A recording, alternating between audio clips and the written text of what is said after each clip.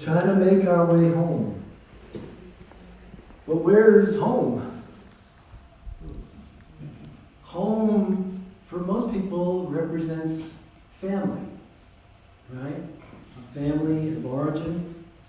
And some have a strong connection with family of origin, and some people don't, right? Some people have a real close rapport with parents and children and grandchildren, and some people get pretty disconnected from family. You know, my family, when I grew up in New York City, was all living in and around that area. And we had these huge family get-togethers. My extended family, all these uncles and aunts and cousins and all these people, some of whom I didn't even know, would get together for Christmas and Easter and Thanksgiving. And then over time, they all dispersed across the country, or some of them passed on to other planes.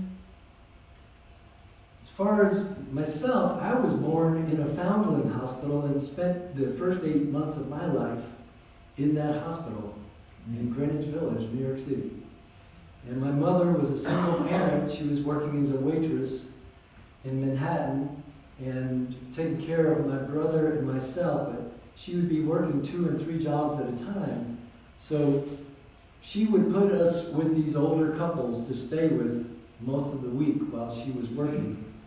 And then I started getting in trouble a lot, playing hooky in the 2nd, 3rd grade, and traipsing all over New York City on the subways with my friends. And so she decided to put me in boarding school from the 4th grade to the 8th grade, Catholic boarding schools, just outside New York City. And sleepaway summer camps, too, for 7 summers. She was able to find this incredible camp just north of New York City, where it cost her $200 a month to keep me there for 8 weeks of summer, which is pretty amazing. And then I left home when I was 16. So I had this real independent existence as a child and a teenager. And when I left home, I traveled a lot, and hiked the Appalachian Trail, and did all kinds of things. And then eventually, I got married and had a child, and built a family, another family, and then 8 years later, we were divorced. And I had custody of my son. I was now a single parent myself. But in the course of things, my ex-wife started another family and had 2 more children, and these family changes resulted in 2 happy families afterwards, which is kind of interesting. And then I met up with Missy, and now we've been together for about 16 years. And her family sort of adopted me. They had no choice. Because I just happened to be there at every holiday. Families change, and sometimes they're here, and sometimes they're gone. Parents move to another plane. Children move on to new adventures. And sometimes, even when our parents and our extended family are still here, there isn't a sense of family. There isn't a sense of that connection. And I've heard a lot of people say that. And it can be very disconcerting. It can be hard for a lot of people. Sometimes they have feelings of guilt or shame or unworthiness or sadness. But maybe it's okay. Maybe it's okay that families change. Maybe that's part of our growth. Personally, I believe change is good. How about you? Yeah. Maybe? Yeah. Maybe? It's hard? Yeah? 2 months ago, we were up in New York State visiting some places, and I went to my old boarding school that I was in Tarrytown, New York. And this school was incredible. It was a huge transformative experience for me to be there, to get out of New York City, to get out of the concrete buildings and the crime and all of that goes with that.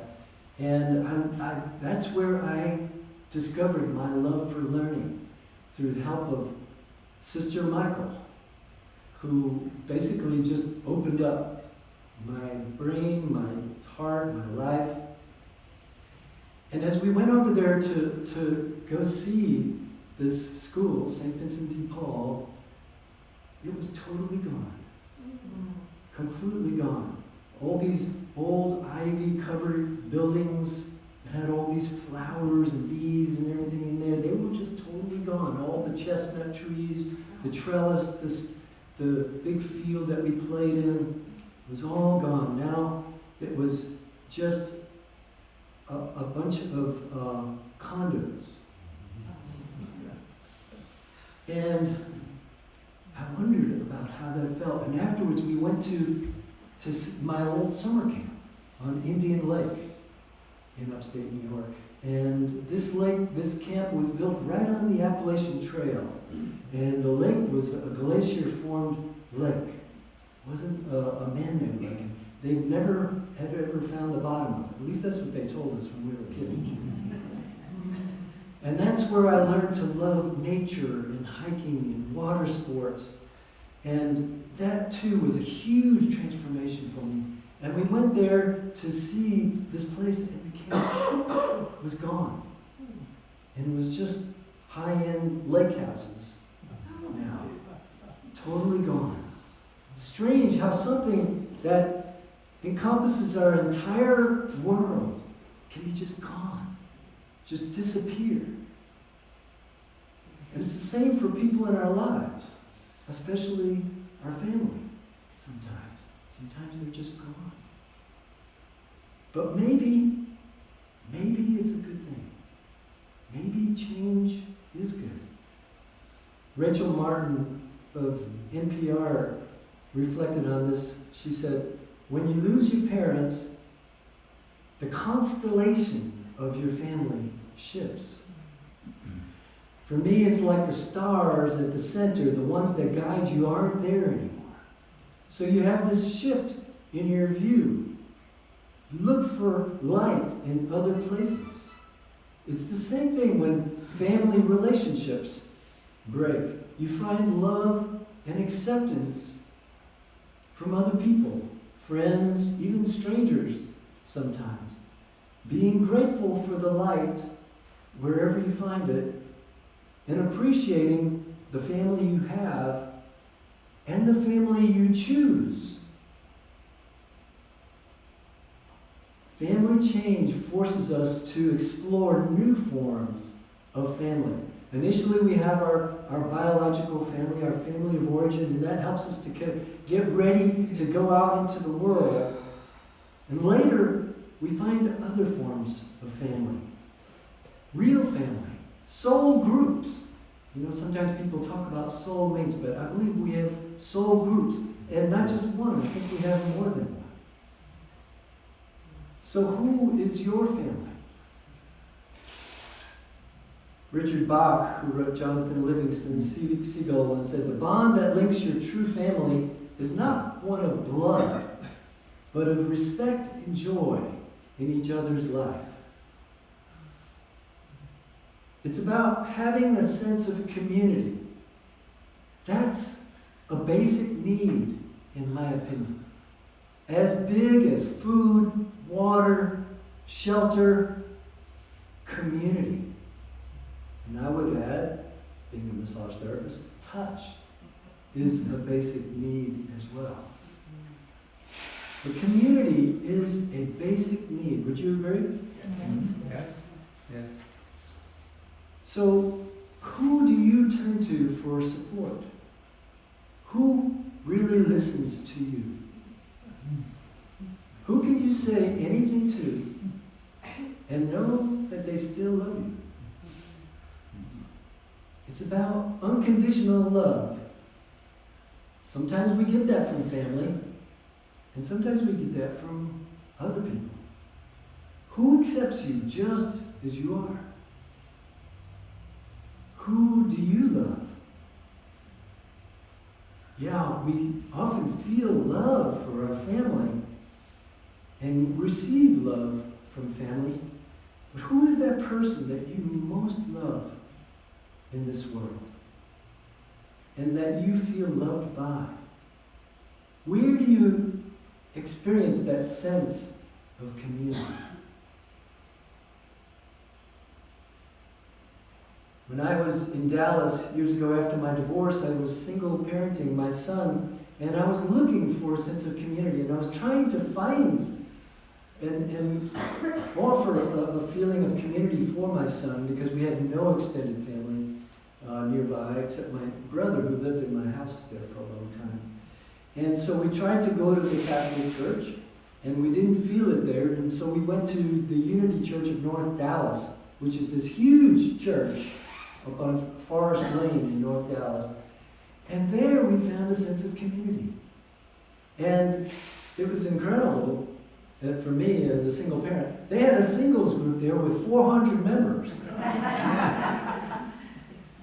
And then we realized, some of us that were single parents, that we needed more. So my two friends, Mike and Mike, and I created the Unity Single Parents Group. And we had over 50 families as part of that group. And for years, we had activities, weekly activities, campouts. We had all kinds of things. And it was like one big family, and all the parents knew each of the kids, and all the kids knew each of the parents, and it really was like that village that people talked about. You know, it takes a village. It was much more of a sense of community than I ever felt with my family. Sometimes people feel angst if they're not connected with their family of origin. Maybe they feel some guilt. I should have done better. Or sadness. Marriage doesn't make it. Relationships dissolve. Or maybe feelings of unworthiness, like, what did I do wrong? What's wrong with me? Alan Cohen, the author, once said, "Life seems overwhelming when we face an endless stream of perplexing choices. How will I connect with my life partner? Should I stay married or leave? How am I going to pay this month's bills? Is there a job that'll bring me passion and income? How do I deal with my annoying relatives? Where on earth is my home? How will I get healthy and stay healthy?" And on and on and on. Yet behind all of these apparent choices, the only real choice is between fear and love. Fear hurts and love heals. All else is details. Right? Fear hurts and love heals. Does that make sense to you? Absolutely. In my situation, I went along independently for a long, long time. But at some point, I realized I had to start consciously facing some of my fears and my sadness and my feelings of unworthiness. And as I learned more about myself and dug deeper into my emotions and my belief systems, also known as BS, by the way, yeah, I realized that I had a lot to forgive. I had a lot to let go of what I was holding on to. From my mother's rages and physical abuse, from my father's abandoning me and my brother, from my ex-wife pushing my buttons and then leaving me and my son. So I started using true forgiveness tools to process through all this stuff. And true forgiveness is not about letting someone off the hook for what they did or said. True forgiveness is about letting go of what you're holding on to. The baggage, the garbage, the stuff that you're carrying around with you all through your life. Once you let go of this stuff, you find that it's not draining your energy anymore. or at least not to the extent that it was. And you have more energy for health. And you have more energy for relationships. And you have more energy for prosperity. It's like that energy bank account that Carolyn Mace talks about. It gets filled once you start letting go of the baggage that you don't need anymore. I came out the other side with a lot less anger and sadness and fear. And it enabled me to love myself and be open to relationship again, to be okay with being vulnerable. It's not that I'm done. I'm still a work in progress. Anybody here a work in progress? Anybody here a work in progress but don't want to raise your hand?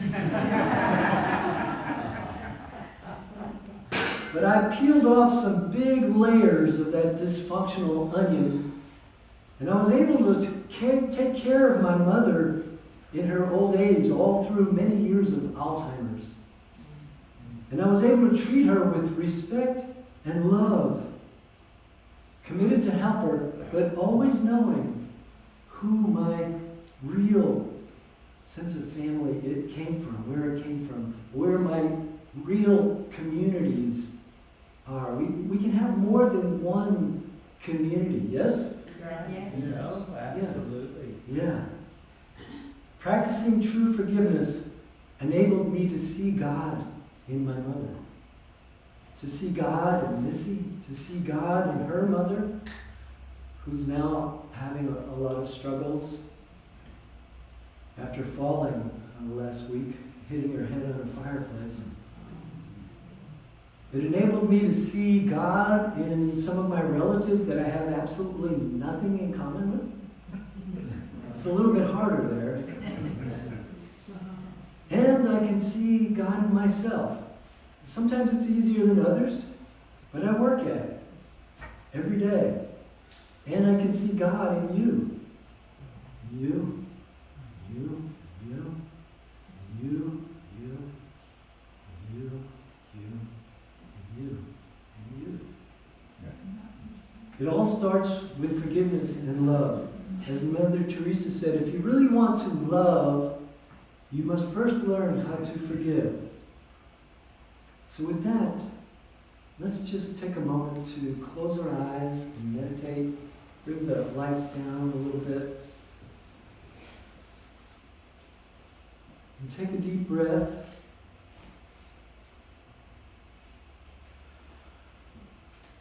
Another deep breath.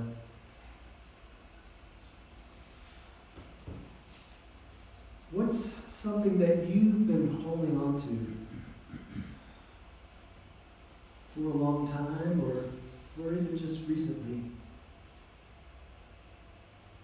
Something that you've been maybe obsessing about,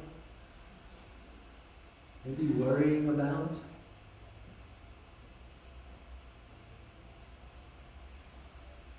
What is it that you're holding on to that is stealing your energy? Let that come to the surface for a moment and look at it and say to yourself, I let go of that. Whatever it is right now. Breathe. I let go of that worry, that belief, that feeling right now. And in your own being to yourself, if you feel that it resonates, you can repeat what I say. I let go of attachment to all feelings of fear, all feelings of lack. I let go of attachment to all feelings of anger, frustration, resentment.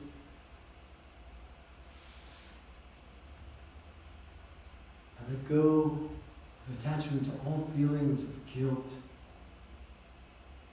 and shame, self-righteousness, self-doubt, self-pity. I let go of the need to self-sabotage. I let go of the need to be a victim. I let go of the need to be a hero, fix other people. I let go of the need to confront anyone about anything. I let go of the need to be right. I let go of the need to judge, to blame, or to criticize anyone, including myself.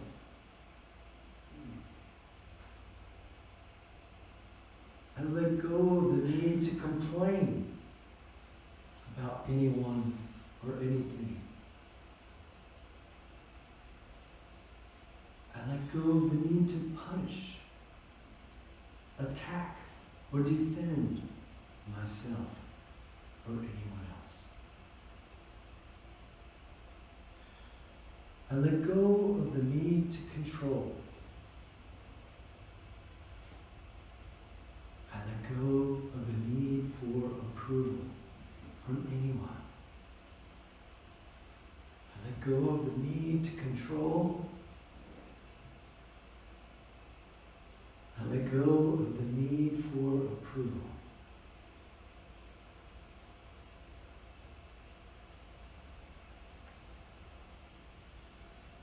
Take a deep breath. Feel your body in your chair. As you take another deep breath, we'll slowly bring the lights up and open your eyes.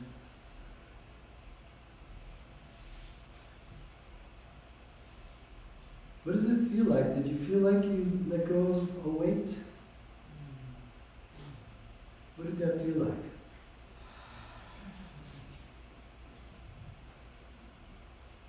Do you feel a little bit more at ease?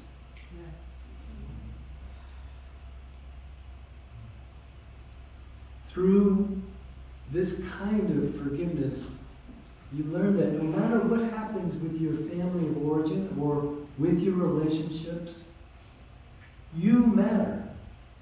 You are divine. You are a form of God, here and now. These are not just words. Even Jesus had to leave his family of origin and find another family. We are all children of God, just like Jesus. And since God is love, that means you are love. You are the embodiment of love in this form that you have taken while you're here on this planet at this time. There is no other voice in the world like yours. There are no other hands in the world like yours. There is no other heart in the world like yours. Let us answer the call to love, embracing the world. The good news is that you don't have to do this all alone. You can ask for help. You can join with family. You can join with your community, your soul groups.